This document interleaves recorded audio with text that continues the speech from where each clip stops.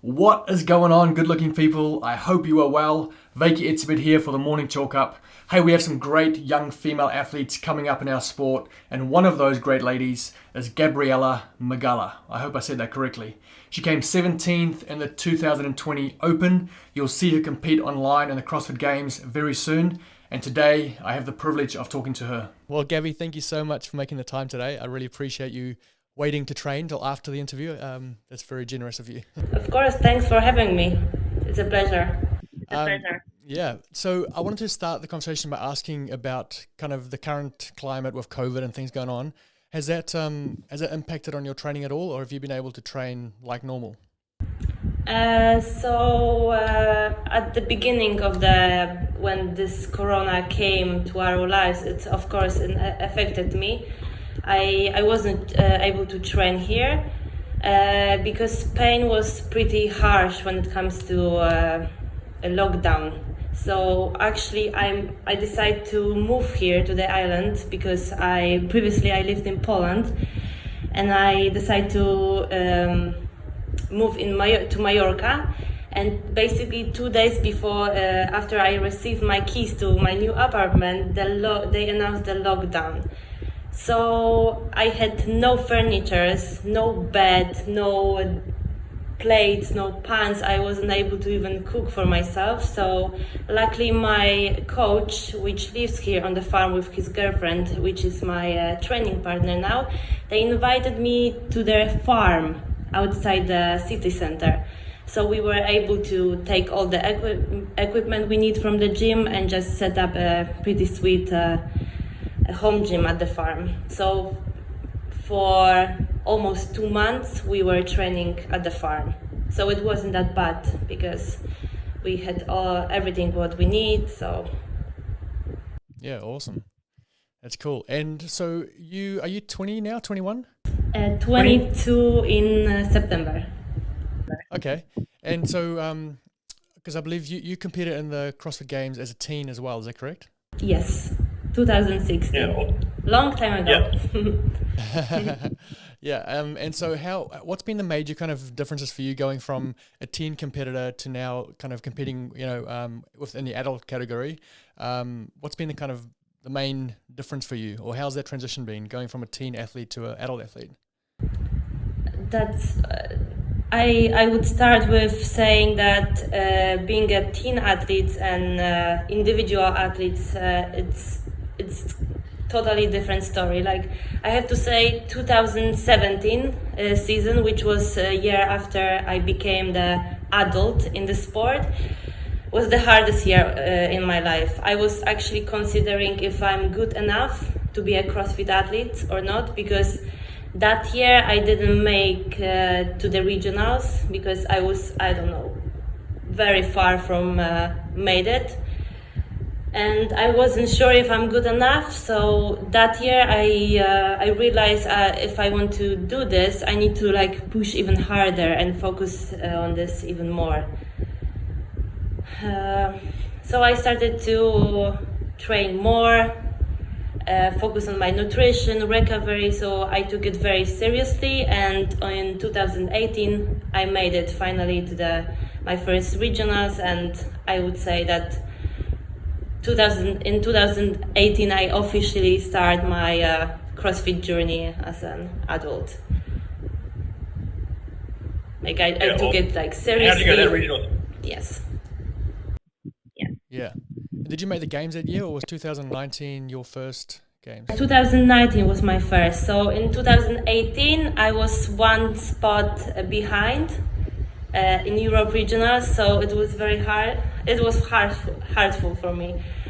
But yeah. But then I think that made me realize how close I am to those strong girls, because I would say Europe region was one of the hardest region, so Absolutely. I was even more motivated there to get back to the games. Absolutely. And what would you say has been the biggest improvements for you in your fitness over the last kind of year? Like, where have you seen the most kind of jump? Is it in strength, gymnastics, your metabolic conditioning? Like, what's been the major improvements, would you say? I would say Gymnastic, because gymnastic was always my weakness, and it's still my weakest point. So I work on this a lot. I used to be a pretty strong athlete from the beginning, I think, so weightlifting come to me very easily. I trained tennis before CrossFit, so my endurance was also in very good position before I started CrossFit. So yeah, like I'm struggling with gymnastics, so this is my I don't know how to say, like weakness point. Yeah, sure. And as a teen, was there any athletes that you look up to or followed that you now get to kind of train, or compete against? Was there any kind of athletes you look up to or followed? Of course, like all the top female athletes, like Sarah, Katrin, Sam Briggs. I really like the European athletes especially. So like it's so like sometimes I catch myself, like for example in Dubai we're standing in the line before the final event, and then I saw all the girls which I used to look up to, and now I'm just compete against, and it's not like it's time to not admire them, it's time to like crush them and win. So this is a new mindset for me. It's pretty awesome. Yeah, absolutely. Yeah, it must be unreal. And your placing in the Open last year was incredible. It was top 20, right? You finished like 13th, 17th? 17th, Yeah. How were you surprised by that, like finishing that high on the leaderboard, or was that something that you felt like you could achieve, or was that a bit of a surprise? It was, I think, it wasn't my like main goal. Because it used to be the rule with the fittest in country. So I was during the open workouts. The main focus was to do my best and just to be the fittest in my country. And yeah, like being in top 20 was how to say it, extra bonus of that. And also, I decided that I would like to compete in functionals more compared to previous year. So that's why I compete in Dubai, in London. I went to Norway. So before the lockdown, luckily I hit 3 functionals events. So awesome, very cool. And do you find so have you done 2 regionals or 1 regionals before the sanctional event structure? And to 1 only. 1 regionals. What do you prefer? Do you think, because obviously it looks like it's going to change again next year, but do you prefer the kind of regional structure or do you like the sanctional structure? Well, I've been only to 1 regionals, but I found it more stressful, the regionals format, because for athletes it's like they have only 1 chance to make to the CrossFit Games. Let's say they got sick a few days before regionals, or they got injured, and this is the only opportunity for them to make it to the games. So it's not fair. And you have sanctionals now. You have multiple sanctionals, so you can choose. And when would you like to compete, and you can prepare with your form with your performance to that event, and I think it's better.